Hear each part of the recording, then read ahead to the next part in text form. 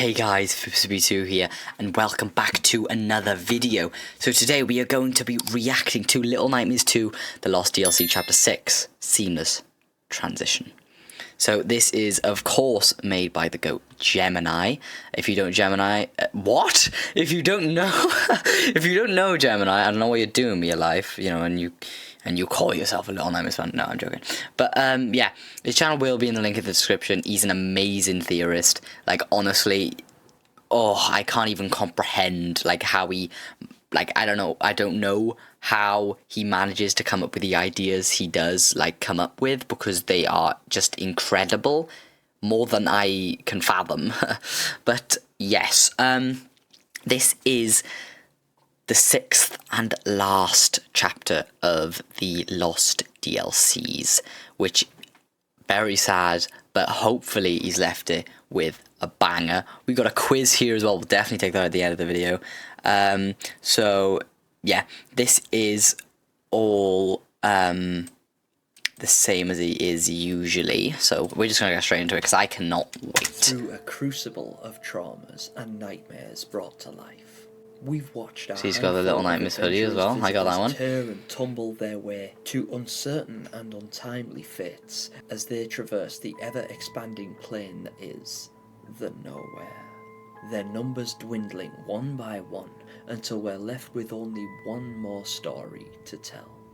You may find it sinisterly satisfying that we both begin and end this speculative DLC series with 6 in more than one respect. Oh my gosh, I got chills. The Little Nightmares poster child needs no introduction. We can skip the question of her canonicity and jump right into exploring the parts of her story that we did not get Hell to see. yeah. So let us descend, little ones, into chapter 6, Seamless Transition.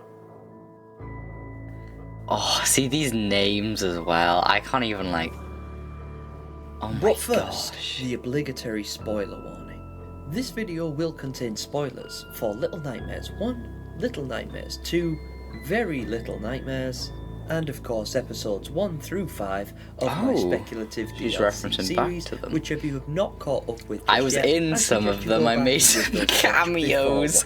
Like, I was on a TV. I wonder if I'm gonna make a cameo in this last one. I'm not expecting it, obviously, but it'd be cool. Screen and choose our final visitor. I love this. I love this one. Oh, it's like, oh, it's so cool. Opening out to a cutscene, the sounds of wind whipping by our ears and a gruff, deliberate groaning being all but drowned out by the thunderous I love that you can sound of imagine it. erupting flames.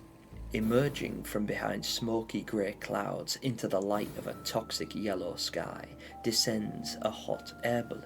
And inside this balloon, huddled in an uncomfortable ball in the corner of the large wicker basket. So is this really 6? 6. What's this wrinkle girl? Devoid of raincoat or bag-wearing companion, she remains entirely still as a pair of enormous feet thunder around the basket. Gosh. Their owner grumbling furiously as the basket sways uncomfortably and the balloon descends, eventually making heavy contact with the surface. So of an maybe it is 6, unsettlingly but she's just in the precarious nest. So 6's landing story pad atop a of the very nest rather than tall Wrinkle and Girls. structurally questionable domicile. Just before being placed in full control, we are given a look at our hulking captor, the pilot.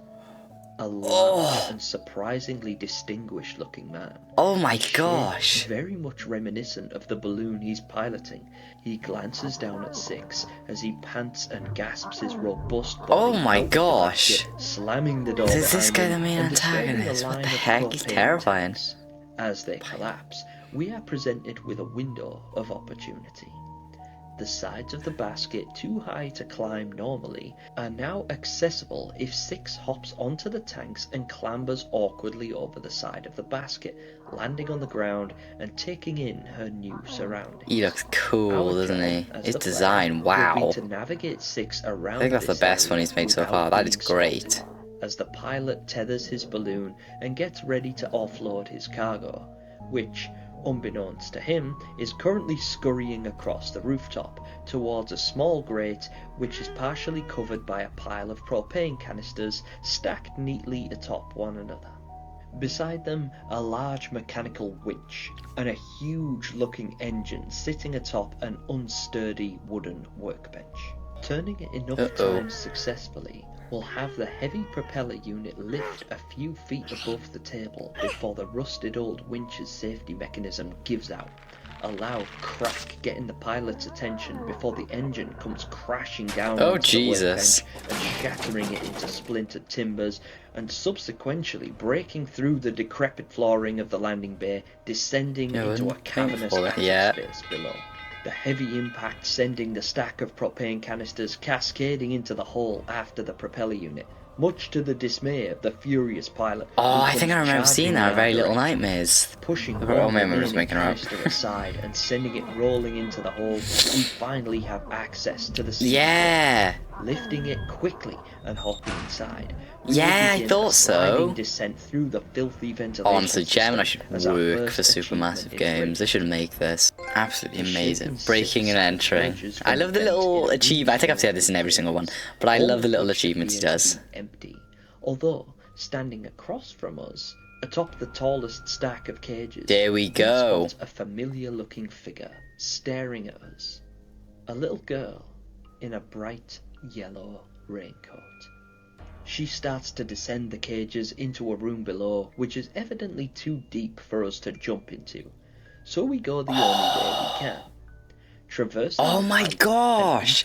So we're like, it's like connected to Raincoat Girl story. I love that. Leads us into the massive cavities inside. Yeah, I'd love to see more of 6 like in this way as well. This musky, dust-filled area. Like I said, I'm all for 6 being in Little Nightmares, but I'm all for her being the protagonist. Platforms hanging from fraying ropes, and, you know, finishing the story. To be large spiders' webs, creating a floating series of steps, some of which will snap and buckle even under 6's modest weight as we carefully navigate our way to the lower levels of the building.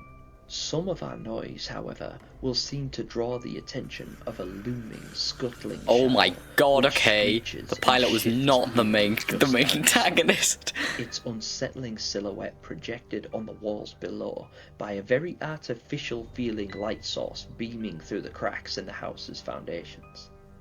As we make our way deeper into the hollows of the nest. Oh, what the hell? Oh yeah, okay, that explains why it's called the nest. No locked doors, no sealed rooms.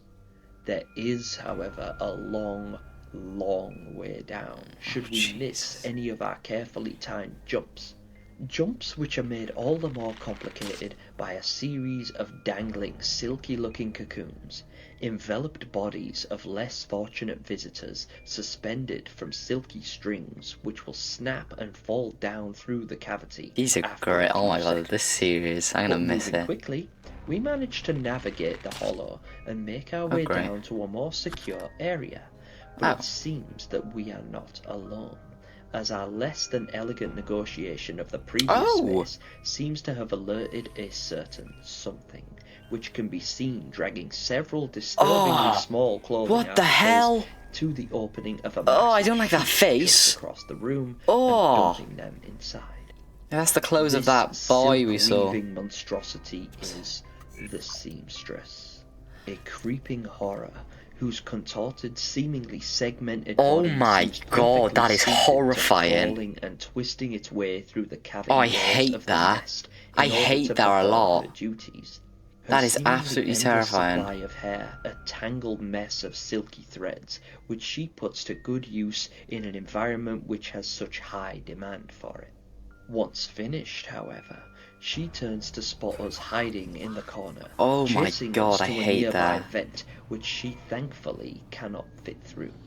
However, our progress takes us out of a vent grate onto a set of boxes stacked just high enough to allow us access to a small gap beside an open door on a lower platform, where we once again spot our familiar friend. Bro! Oh my gosh, I love that it's all like intertwined. Only spotting her just as we drop down into the next area will see us trapped on the opposite side of a door we otherwise never have access to, which throws us right into another encounter with the seamstress in what appears to be her workshop. Oh my gosh. This scene will have us navigate the workshop carefully.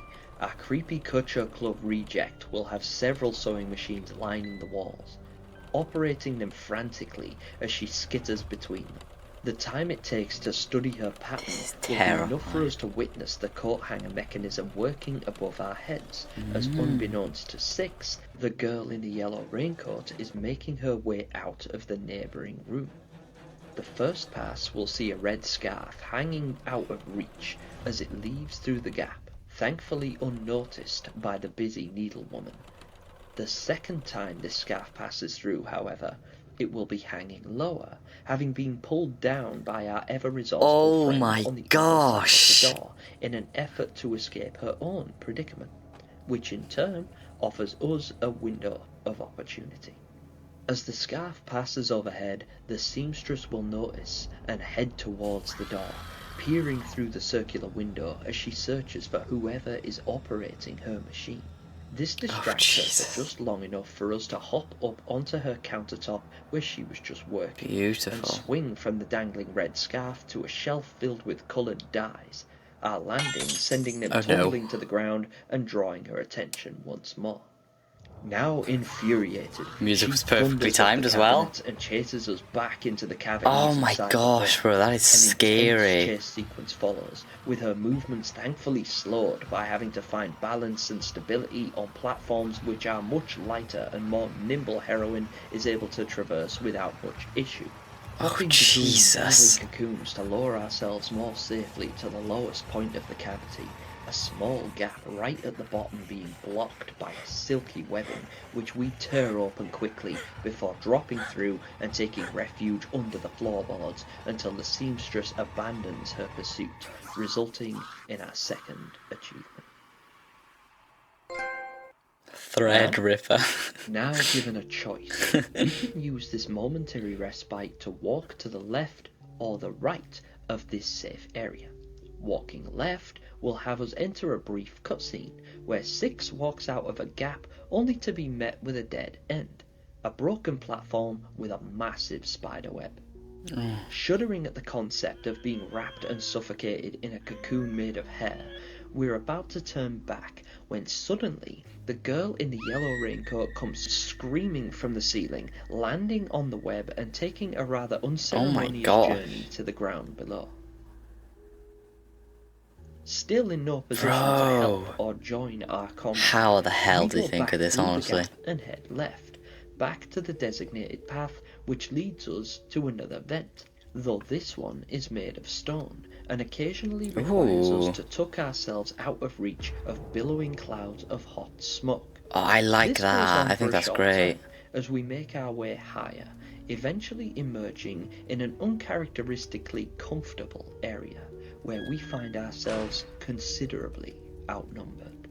The enormous, ornate-looking living room is occupied by the butler, the telekinetic servant of the family who owns this ostentatiously opulent manor, both of which are sitting with their backs to us. We make for the door, but are soon interrupted by the pretender, who storms into the room and slams the door, dragging a familiar doll behind her, before marching her way into the centre of the room and holding everyone's attention for long enough for us to navigate our way. The parents even alive. Eventually, after several angry-sounding objections to her latest friend, the pretender drags the doll out of the room, slamming the door so hard behind her that it's left slightly ajar, giving us a chance to slowly move across the room while the butler pours a questionable brew for his unseen masters, and allowing us to slip quietly out of the room and make a break for the gardens. An area which is oddly calm. Taking the scenic walk between the law-rich statues and absorbing some of the, culture, we are met with an impassable obstacle. Sorry I'm not commenting like narrating like just commenting over it. But I'm so like invested in this. And that's where the butler comes from. Pillars and Culture slams down around and behind the girl in the yellow Culture. raincoat, I love who their swiftly culture, it's joins great. us in breaking down the door and accompanies us through a chase Commentary, sequence that's the word I was which looking for we earlier. are quite familiar with by now. The Oh, cutscene plays out, seeing the chase ended when our hapless hero trips and stumbles over some rocks, hitting her head and splaying out with blurred vision as our friend passes us by. We Oh, get to our no. feet and give chase, but too late. The door slams in our faces. Yeah, so what happens to and Six we in are this forced part then? to find an alternative route. Thankfully, the butler doesn't seem keen to follow us across the chasm caused by the collapsing bridge, and has likely assumed us deceased, as we are afforded enough time to fight our way through some offensively thorny bushes and make our way around the cabin our friend locked us out of, and descend down the side of an equally as offensive long climbing wall, Jesus. hearing a deafening shriek coming from above us as we make our way down and around the mountainside, eventually spotting our deserter being pursued down the cliff face by the pretender. But I think you guys already know where this is going. I just got chills, what the hell? We come to the crippling conclusion of this race, leveraging the boulder, crushing the pretender, and considering a sigh of relief when... I love this. Oh my gosh.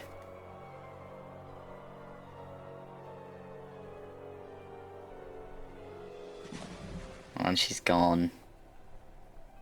But we aren't done yet. Oh. Not quite. Because after shaking off the trauma of watching our friend meet their I want to know what demise, happens to Six we are set to a after. cutscene which sees after Six it. scale down the mountain and boarding a raft. The screen fades to black as a presumably rather long journey takes place. Yes, please link to Little Nightmares 2. But when our vision returns, Yes! we wash up on dry land. Oh, I love that. And That's time. great. That's amazing. Alive. Her shaky So it legs explains why now Six is in on Little dry Nightmares land. 2 all the way Six over there. starts to travel through the Why she's in very Little Nightmares. Oh my gosh, it just... A cracking branch and a familiar Oh my weasel gosh, it just alerts comes us full to the circle. looming footfalls of So we know where the Six hunter, comes from. who we are Now we just need her thankfully able to ending. distract Oh my gosh, by I hiding behind a want so tree bad for this to be and canon. tossing a nearby rock, which in turn allows us to scramble between the tree roots, which open out to a quieter area, where we can spot a familiar-looking boy wearing a familiar-looking bag. Oh, and then Mono. This We see Mono is again. as far as our story goes, as after being promptly knocked unconscious by the hunter, we wake in a room. And you already know. Oh, no. And so that concludes our sixth and final chapter of my God, speculative why is there actually the Little Nightmares 2 final one, DLC bro? series. It feels both sad and strangely satisfying to finally be wrapping up Yeah, that's this literally- that's series more or that less what I said at the start of the started video. about a year ago. But it has been arguably my biggest and most passionate project. 100%, bro. Exploring each and every It's him, one of he these added a characters cameo and himself there. thinking more about the world that we get to explore, the little corners of the nowhere, and the subtle intricacies that link these characters and their stories That together. was great. I really hope that you've enjoyed I love exploring this with I me. absolutely And love if you that. have enjoyed this series or any part of it, please let me know, because although Little Nightmares 2's speculative DLC is over, we now have more. Oh, There lovely. is potential for me to make more series like this and to Yes, expand please. on the secrets. Yes, of this final please. DLC, depending on what it reveals to us when it comes out. But I feel like something that's important to remember about the Little Nightmares universe, especially in the modern day, is that it's based on the visitors and the nowhere. It doesn't That's strictly true. follow the story of any particular yeah. protagonist. While 6 is arguably still the poster child for Little Nightmares, and probably always will be because she's iconic at this point, each and every character has a very immersive and tantalizing story to tell. Yeah, I couldn't agree And with I him would more, be like, happy genuinely. to explore some new ones with you guys.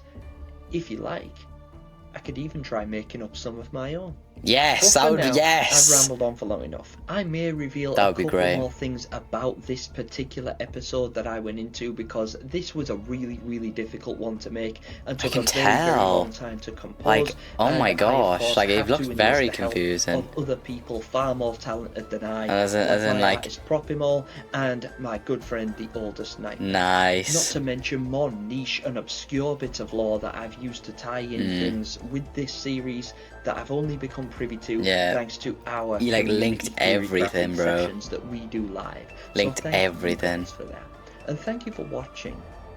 But for now, little ones. Oh, it gives me bloody goosebumps every time. I can't help it. That was incredible. What a finale. That's definitely my favourite one so far. That was great. I thoroughly enjoyed that. Now we got to take the quiz. I've been looking forward to this. With the quiz. Did you enjoy the video? What? Oh, yes! 100%.